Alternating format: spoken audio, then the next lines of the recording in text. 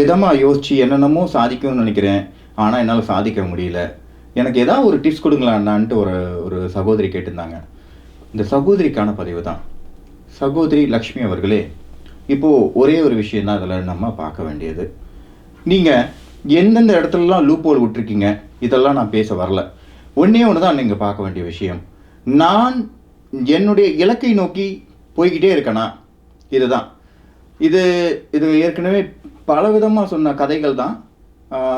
திரு Rajini sir அவங்க ஒரு கதை சொன்னாங்க. அந்த கதை எல்லாருக்கும் தெரிஞ்சது தான். பட் இந்த சமயத்தில் நீங்கள் அதை திருப்பி நான் உங்களுக்காக சொல்லணும்னு ஆசைப்பட்றேன். ஒரு 3 தவளை இருந்து தான் ஒரு மலை மேலே ஏறி போய்கிட்டு இருந்துதான். தவளை கொஞ்சம் தூரம் ஏறும்பொழுதே கீழே உள்ள இந்த மிருகங்கள் எல்லாம் சத்தம் போடுமா, மேலே போகாத, அது கடிக்கும் இது கடிக்கணும்னு இது பயந்து வந்துடுமா. 2வது தவளை அப்படியே சமாளித்து பாதி தூரம் போயிடுமா. அதே மாதிரி சத்தம் எல்லாம் பயமுறுத்தல் மிரட்டல் எல்லாம் சொன்னவொடனே மற்றது அந்த தவளை கீழே இறங்கிடுமா.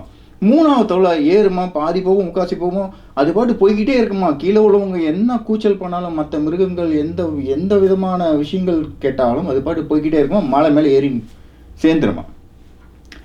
இதில் என்ன ரகசியம்ன்ட்டு பார்த்தோம்னா, அந்த 3வது தவளைக்கு காது கேட்காது. அதனால் அது பாட்டு விர்ன்னு போயிடுது. ஜெயிக்கிறதும் அதே மாதிரி தான்.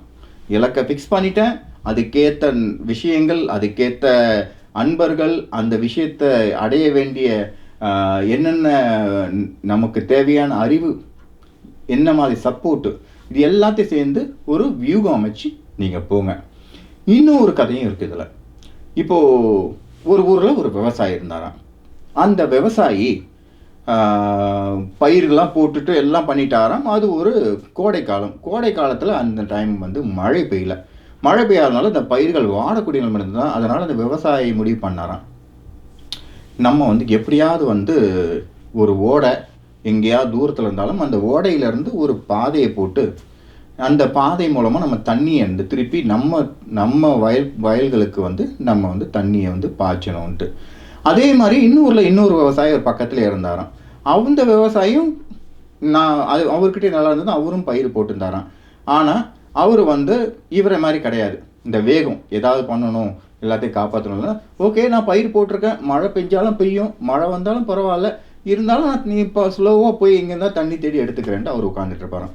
இப்போ திருப்பி முதல் விவசாயி எங்கேயோ சுற்றி பல மைல் தூரம் போயிட்டு ஒரு 3-4 மைல் தூரத்தில் போயிட்டு ஒரு ஓடையை கண்டுபிடிச்சிடுவார். அதில் நல்ல நீரோட்டம் இருக்குது. சரின்ட்டு வெட்ட ஆரம்பிச்சிடுவார். வெட்டுன்னு வெட்டுவார். 1 நாள் ஆச்சு, 2 நாள் ஆச்சு. ஒவ்வொரு நாளும் ஒரு மனைவி சாப்பிடுங்க, இது பண்ணுங்க, அது பண்ணுங்கன்னு சொல்லுவாங்க. அவர் எல்லா வேலையும் முடிச்சுட்டு தான் வீட்டுக்கு சாப்பிட்டுட்டு சந்தோஷமாக தூங்குவாராம். 3வது நாள் 4வது நாளில் அவர் நினச்ச மாதிரி ஒரு சின்ன ஓடையை ரெடி பண்ணி அந்த தண்ணியை அவர் வயக்காட்டுக்கு கொண்டு வந்தோன்னே அன்னைக்கு நிம்மதியாக சாப்பிட்டு தூங்குவாராம். ஏன்னா எல்லா பயிர்களும் காப்பாற்றப்பட்டிருக்கும். ஆனால் இந்த ஒரு விவசாயி இருக்கார் இல்லையா, அவர் என்ன பண்ணுவாராம், இந்த மாதிரி சரி நம்ம ஓடை நீரை கண்டுபிடிக்கிறோன்னு சொல்லிட்டு அங்கங்கே தேடுவாராம். உடனே மனைவி அவர் தேடி கண்டுபிடிச்சி எங்கே சாப்பிட வாங்கணும்னு அவர் வீட்டுக்கு போவாராம், சாப்பிடுவாராம், தூங்கிட்டு வரான்.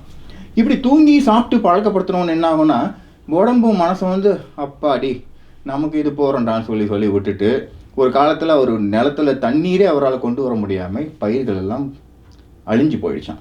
இந்த முதல் விவசாயி எல்லாம் தேடி இது பண்ணணும்னு அவருக்கு அமோக விஷயமா அவருக்கு லாபங்கள் எல்லாம் கிடைச்சிதான். இவங்க 2 பேருக்குள்ள என்ன வித்தியாசம் நீங்கள் பார்க்குறீங்க? எப்படினாலும் அந்த எண்ணத்தை ஃபிக்ஸ் பண்ணிவிட்டு இந்த முதல் விவசாயி போனார் பார்த்தீங்களா, என்னைக்கு நாம் எண்ணத்தை ஒரு இடத்துல வச்சு இலக்கை நோக்கி வெற்றியை நோக்கி வச்சு போகிறோமோ அதுக்கேற்ற விஷயங்கள் நமக்கு கூடிய வரங்க. அதுக்கு தாங்க இந்த யோகாசனம், இந்த தியானம், இந்த மாதிரி பல விதமான உளவு சம்பந்தமான நம்மளுடைய மன சம்பந்தமான எல்லாத்தையும் ரெடி பண்ணணும். அப்படி ரெடி பண்ணோன்னா இது ரொம்ப ப்ளஸ் பாயிண்ட்டாக இருக்கும். அதுக்கு தான் இந்த மாதிரி விஷயங்கள் நம்ம ரொம்ப முக்கியம். நம்மளை உயர்வு நிலையை தூக்கி பிடிக்கிற நல்ல மக்களும் நம்மளை இந்த பயணத்துக்கு ஓகே இலக்கு நோக்கி போகிறன்றதுக்காக எல்லா விதமான சப்போர்ட் நான் முதல்ல சொன்னேன் இல்லையா, நமக்கு தேவையான ஆட்கள், தேவையான விஷயங்கள், அறிவுகள், தொழில்நுட்பம் எல்லாத்தையும் இணைச்சிட்டு நீங்கள் போங்க. கண்டிப்பாக வெற்றி நிச்சயம். அட்லீஸ்ட் நீங்கள் வெற்றியை டேஸ்ட்டாவது நீங்கள் பார்த்துருவீங்க. அந்த பார்த்துட்டிங்கன்னா நீங்கள் அடுத்த வெற்றி உங்களுக்கு ரொம்ப ஈஸி. ஒரு வாட்டி ஜெயிக்கணும்னா ஒரு மனிதன் பல விதமாக தோற்றுருப்பாங்க. அப்படி தோற்று தாங்க வந்து ஜெயிக்கிறாங்க. எல்லாருக்கும் எடுத்தோன்னு வெற்றி கிடைச்சதில்ல. வாழ்க்கையில் ஜெயிச்சவங்களாம் கேட்டு பாருங்களேன், கண்டிப்பாக பல விதத்தில் தோற்றுருப்பாங்க. நீங்கள் துவண்டே போகாதீங்க. ஒவ்வொரு ஒவ்வொரு விஷயத்துலையும் ஒவ்வொரு தோல்வியிலையும் ஒரு பாடம் கற்றுட்டு அந்த பாடத்துலேருந்து அடுத்த வாட்டின்னு போங்க. கண்டிப்பாக வந்து வெற்றி நிச்சயம். மீண்டும் ஒரு தலைப்பு.